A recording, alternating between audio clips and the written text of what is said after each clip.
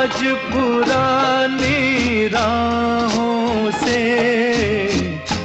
दोस्तों, आपने इस प्यारे से गीत की झलक सुनी।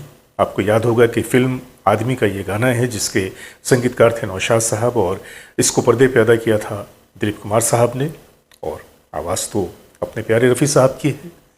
ये गाना बड़ा ही मकबूल हुआ था और आज तक ये गाना लोग बड़े ही पसंद के साथ, बड़े ही शौक़ के साथ सुनते हैं क्योंकि रफ़ी साहब ने इसमें अपनी आवाज़ का एक ख़ास अंदाज़ पेश किया था। लेकिन इसी गीत के लिए नौशाद साहब पे उस ज़माने में एक एलिगेशन लग गया था कि नौशाद साहब ने इस धुन को किसी और बड़े कंपोज़र की धुन से कॉपी किया है। बड़ी अजीब सी बात थी, लेकिन उस ज़माने में ये बात कई गॉसिप कॉलम में भी छप गई थी। ये कौन सा गाना है और इसे कहाँ से कॉपी किया गया था, आइए मैं आज आपको इसी गीत के बारे में बताने जा रहा हूँ। तो बने रहिए हमारे साथ और देखते रहिए अपने मनपसंद चैनल को। चलते हैं वीडियो की तरफ।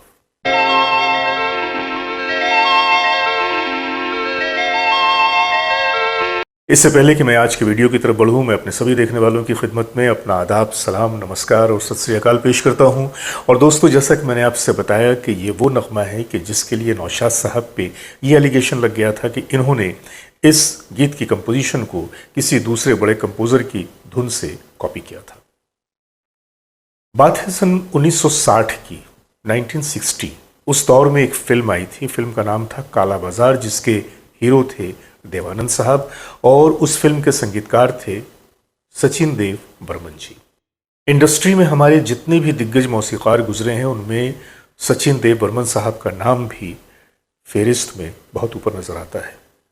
उनके संगीत का अपना एक ख़ास अंदाज था और अगर हम उनकी फिल्मों की बात करें, उनके संगीत की बात करें, तो उन्होंने अपने कैरियर के दौरान एक से एक यादगार नगमे दिए। काला बाजार भी एक ऐसी ही फिल्म थी। इस फिल्म में 8 गीत थे और इन 8 गीतों में जो आवाज़ें इस्तेमाल की गई थी वो थी रफ़ी साहब की, आशा भोसले जी की, सुधा मल्होत्रा जी की। और यूँ समझ लीजिए कि एक गानों से सजी हुई बड़ी ही खूबसूरत फिल्म जिसके 2 गीत तो बड़े ही पॉपुलर हुए थे जो रफ़ी साहब की आवाज़ में थे। रफ़ी साहब के साथ एक डुएट भी था, वो भी बड़ा पॉपुलर हुआ था। खोया खोया चांद, खुला आसमान, आप अपनी तो हर आह एक तूफान है। झुमके तराने लेके आई बरसात, याद आए तेरी धूम हर कहीं, गुस्सा यार कोई नहीं हमको तो। इस फिल्म में इन तमाम गीतों में जो 2 गीत थे रफ़ी साहब के सोलो जो बड़े ही मशहूर हुए थे, एक तो अपनी तो हर आह एक तूफान है, ऊपर वाला जान कर अनजान है। ये गाना बहुत ही पॉपुलर हुआ था।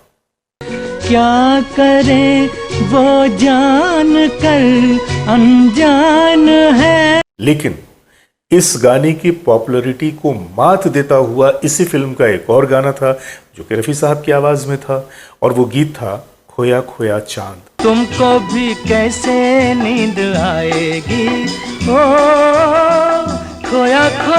मुझे यकीन है कि ये गीत आज तक लोगों के जहन और दिल में वैसे का वैसा ही ताज़ा है क्योंकि इस गीत में इतनी रोमांटिज्म है, इतनी रुमानी कैफियत है और ये गीत इतना दिलकश लगता है सुनने में कि कोई सुनने वाला भूल ही नहीं सकता इस गीत को।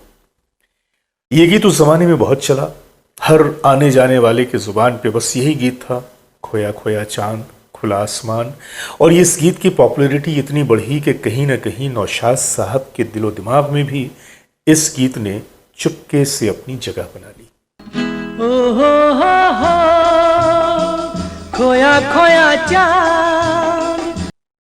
अब अक्सर होता यह है कि हम जब किसी चीज़ को सुनते हैं या देखते हैं और अगर हमारे लाशऊर में, हमारे सबकॉन्शियस में वो चीज़ अगर बैठ जाती है तो फिर न चाहते हुए भी हम उसका इस्तेमाल कर बैठते हैं।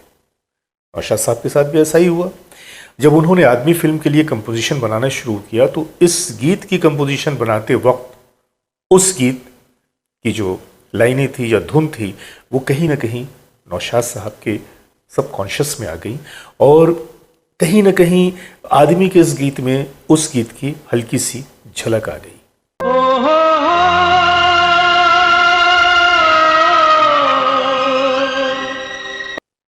झलक तो आ गई और ये झलक आना कोई बहुत बड़ी बात नहीं। अक्सर ऐसा होता है कि जब हम किसी चीज़ से मुतासिर होते हैं तो वो बात हमारे अंदर भी ढल जाती है। लेकिन तूफ़ान पैदा करने वालों ने तो तूफ़ान पैदा कर दिया कि नौशाद साहब मौसीक़ार आज़म, उन्होंने सचिन देव बर्मन जी के एक गीत को चुरा लिया। हालांकि हम इसे चुराना तो नहीं कह सकते, इंस्पायर होना कह सकते हैं।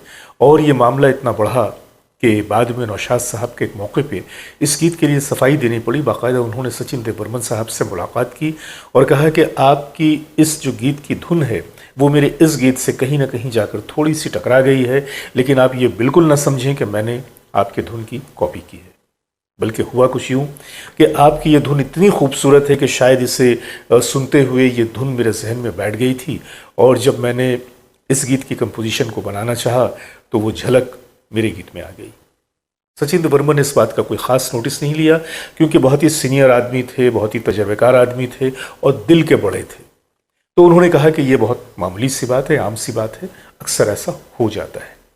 यूं बात खत्म हो गई।